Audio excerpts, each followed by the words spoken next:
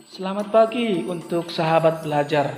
Nah, adapun materi kita hari ini mengenai tentang peran pelaku ekonomi dalam perekonomian.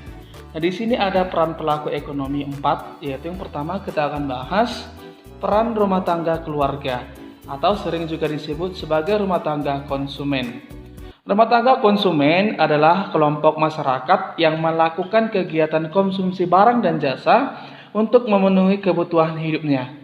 Rumah tangga konsumen membutuhkan barang dan jasa yang dihasilkan oleh rumah tangga perusahaan.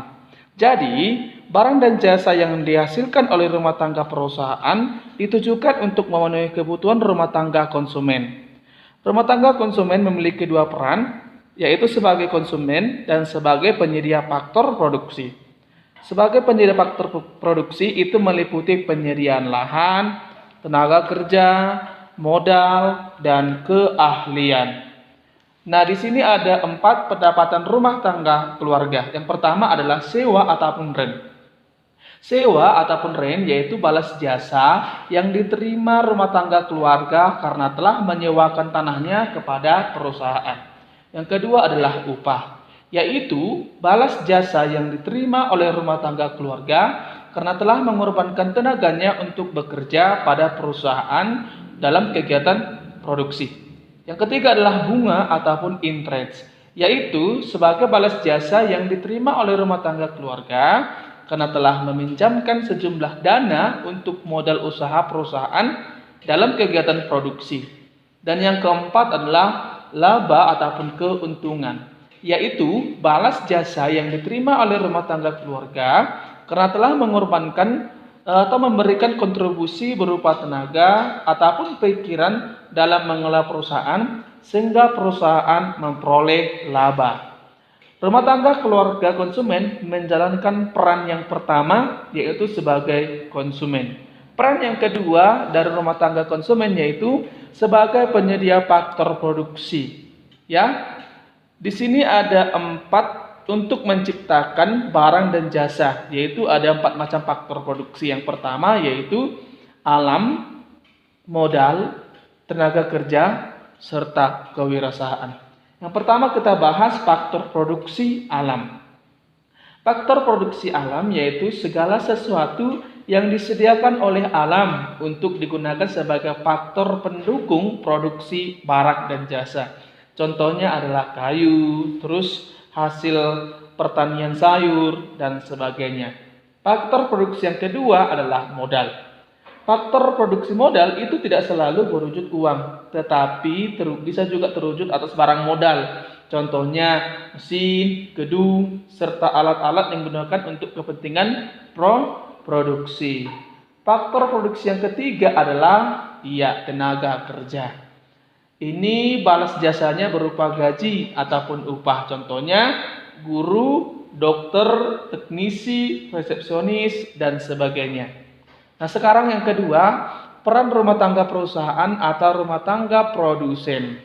Nah, rumah tangga perusahaan atau disebut juga sebagai produsen berperan sebagai penyedia barang dan jasa bagi konsumen.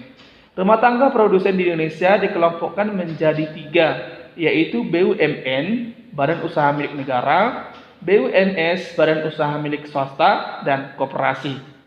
Dalam perekonomian, rumah tangga perusahaan berperan sebagai produsen sekaligus pengguna faktor produksi. Peran yang pertama yaitu memproduksikan barang ataupun jasa. Barang atau jasa yang dihasilkan perusahaan kemudian ditawarkan kepada konsumen ataupun pembeli. Salah satu peran rumah tangga yang kedua adalah faktor produksi. Faktor produksi yang disediakan oleh rumah tangga konsumen digunakan oleh rumah tangga perusahaan. Ini merupakan peran rumah tangga perusahaan yang kedua, yaitu sebagai faktor produksi. Sebagai contoh, sebuah pabrik tekstil membutuhkan banyak tenaga kerja untuk menjahit produk. Maka rumah tangga perusahaan menggunakan faktor produksi berupa tenaga kerja yang ditawarkan oleh rumah tangga keluarga ataupun konsumen. Sebagai balas jasanya, maka rumah tangga produsen memberikan upah ataupun gaji kepada rumah tangga konsumen. Nah, di sini ada hubungan antara rumah tangga keluarga dan rumah tangga perusahaan. Kita bisa amati di slide kita masing-masing ya. Pada gambar tersebut, adanya hubungan pelaku ekonomi dua sektor.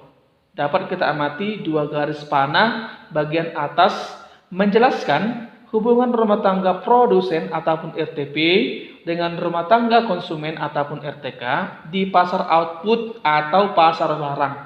RTP memberikan barang atau jasa pada konsumen. Kemudian sebagai imbalannya, RTK memberikan sejumlah uang kepada RTP. Dua garis panah di bagian bawah menunjukkan hubungan RTP dan RTK di pasar faktor produksi. RTK berperan sebagai penyedia faktor produksi, sedangkan RTP berperan sebagai pengguna faktor produksi. RTP memberikan imbalan atas faktor produksi yang diberikan oleh RTK. Imbalan ini berupa sewa, upah, bunga, dan keuntungan.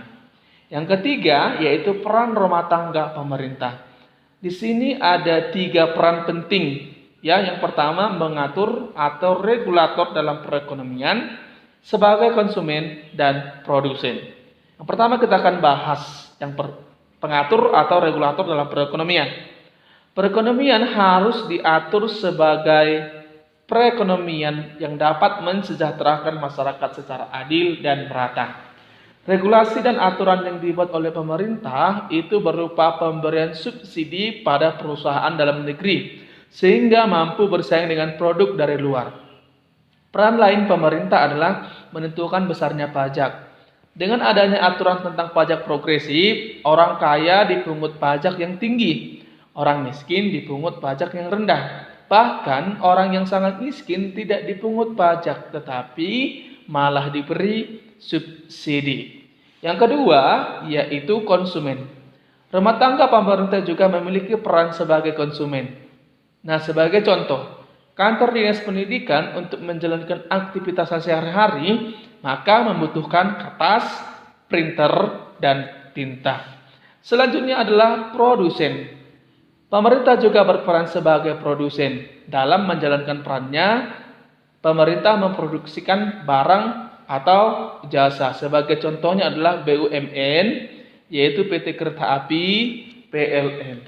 Yang terakhir adalah peran rumah tangga luar negeri.